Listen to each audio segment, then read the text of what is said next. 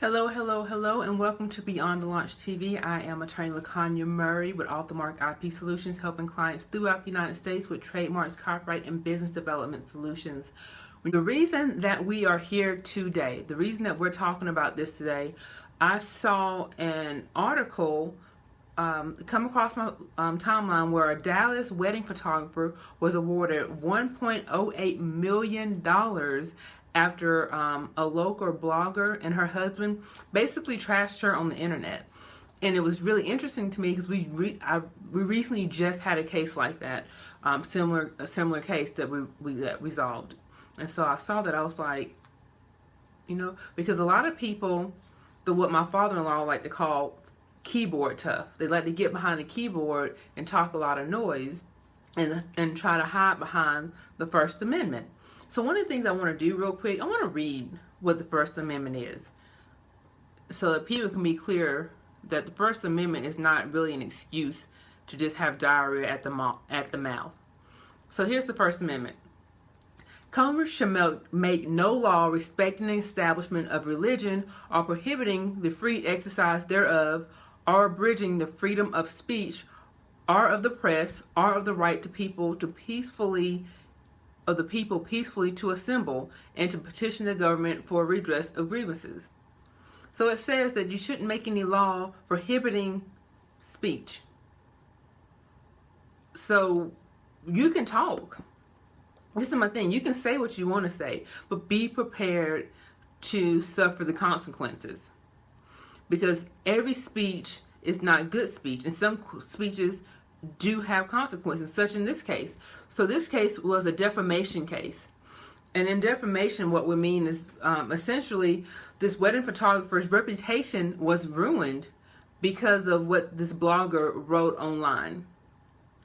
And that type of speech is absolutely unacceptable if it's false. Sometimes people have jacked up services and jacked up businesses, and you're allowed to express your frustration and express your true experience with your business. So if a customer does have that type of experience and it is a true experience, it's something that they went through, then they're allowed to express that. But oftentimes what happens is people make up stuff. Things don't go their way. So they say, well, I'm going to jump on social media so I can bully the business into giving me what I want. Or I can bully someone into doing what I want or saying what I want them to say. So in this case, just to give you a little background on the case, so you have a wedding photographer who shot this couple's wedding. They were waiting on their book, and she says, as per the contract, that you can't get your book until you pick out your cover. The cover is $125. And she had this communication multiple times with the couple, and they decided they didn't want to pay the $125. So rather than pay her the $125 and get her their book in a timely fashion, they went online. The bride was a blogger. And so she went online and started to just bash the photographer and talking about how bad her services were, how she was cheating her out of the book, name calling. I'm trying to see saying that she was cheated and she was scammed.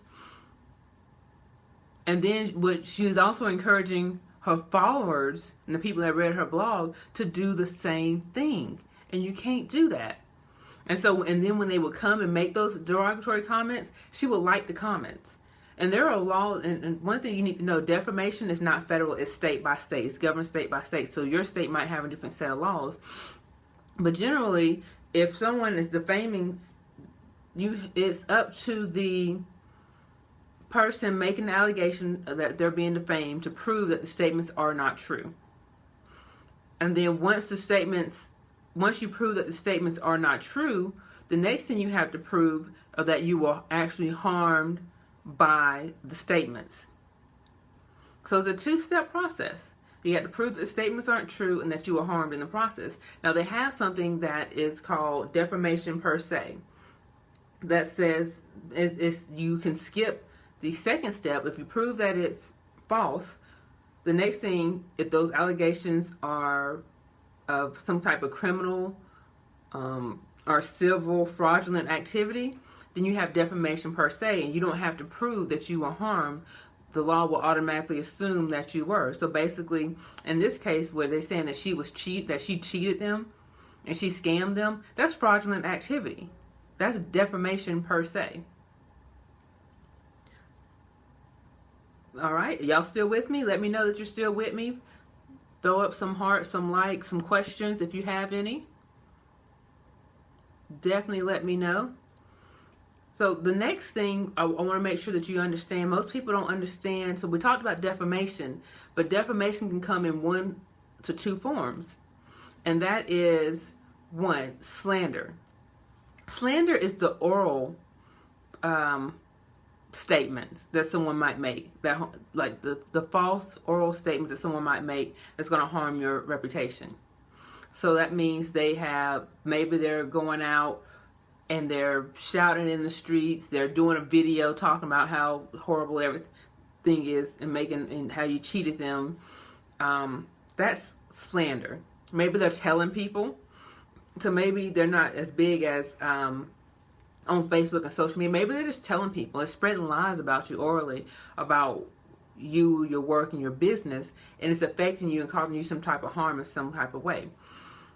In this example that we're talking about, this bride, the wedding photographer, and I thought this was amazing. It was really sad. She said she normally will book between 75 and 100 weddings a year. 75 to 100 weddings a year. But after this social media slander campaign and libel campaign, she only booked 2. She went from 75 to 2. That's really sad, and that really shows you the power and the momentum of social media and how you have to stay in front of it. And libel, the second way that you can defame someone, is the written. So, she had this blog, in addition to any type of video content or what she was telling people, she had a blog where she was constantly writing and harassing and bullying this person about over $125. I'm in a couple of Facebook groups, and they always want to know, how do I handle customer service? I have my contract and it says we do X, Y, and Z, but they're being really persistent. They're being really mean about the fact that they want something contrary to the contract. Maybe they want their money back. Maybe they want this wedding book without having to pay the $125. What do you do? I understand the saying that the customer is always right, but it does have limits. Think about it. I want to go into Brahmin and just go get purses. I know they cost money, but you know what? I don't want to pay that. I want you just to give me the purse because I'm a good person. I work really hard and I deserve this purse. Just give it to me. I mean, I bought purses from you in the past. Why can't you just give me this one purse? That's not their policy. If I want a purse, I'm going to have to buy the purse. Hold on, hold on 1 second. Let's see. Like I said, I'm kind of rigged up in here, so I'm trying to get myself together, honey. Okay, so, and what you do to those situations, one of the ways that businesses fail, like if she didn't have a contract stating that that was her policy, I think she would have been screwed, because it would have appeared as if she would have just made that number out of thin air. So you have to have policies in place to protect yourself. You have to have contracts. You have to, I don't care what type of business you're in, and you have to think about it. Your terms and terms of service, those are contracts. Contracts don't have to be, written paper or anything. That your terms of service, when you agree to that, that's a contract. That's an agreement between you and the person that's using your services. That's a contract. So have on there and make sure that your terms are clear. Another thing that you might want to do is make a record. This is one of the things before I became an attorney, I worked in an apartment business, and one of the things that we had to do, we had to take notes. Anytime a resident called that office, we had to write down who we talked to, when we talked to them, why we talked to them, and how it was resolved, if it was resolved, and what was said. And we made a record of that, because if you have a contract, typically you're locked into the four walls of the contract and what's in that contract. But they have things called business records. If it's part of your business system to keep records of every time you speak to a client, then those can come in. They're an exception to something that we call hearsay. You might have heard of hearsay if you watch like lawyer type movies.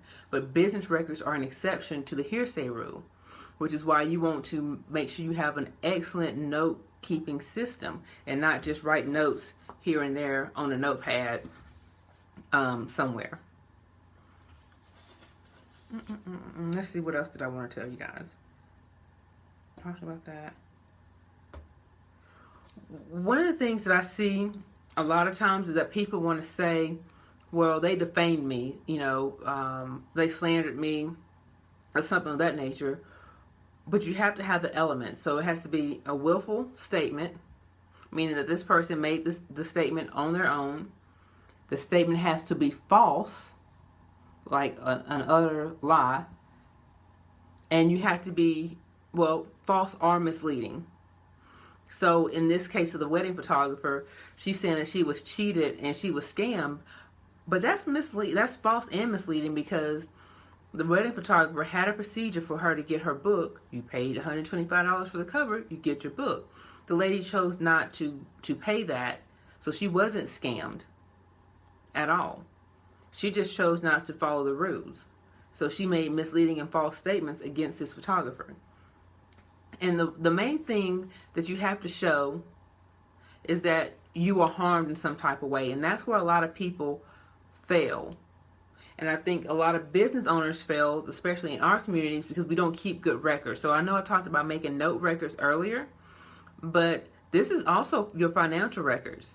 You need to be able to say, hey, before this ordeal, I was making X amount of dollars. And the only way you can do that is if you know your numbers and if you have a good bookkeeping system, so that when if something happens and you start losing money as a result of it, you actually have the paperwork and the paper trail to support it. Okay? Well, that's what I have for you today. That's how you handle reviews. That's what you need to know as a business owner about online reviews and negative reviews and your recourses. If someone is in fact slandering you, defaming you in some type of way, contact an attorney. Send them a cease and desist letter. Let them know that you're not playing. Some people don't know that there are legal consequences to their actions. They feel like they can do anything they want to. But you send a letter from an attorney, then they'll understand that, hey, this is serious. I might not have this freedom of speech that I thought I did. I might not be able just to run off at the mouth like I thought I could. Maybe I need to reconsider my options.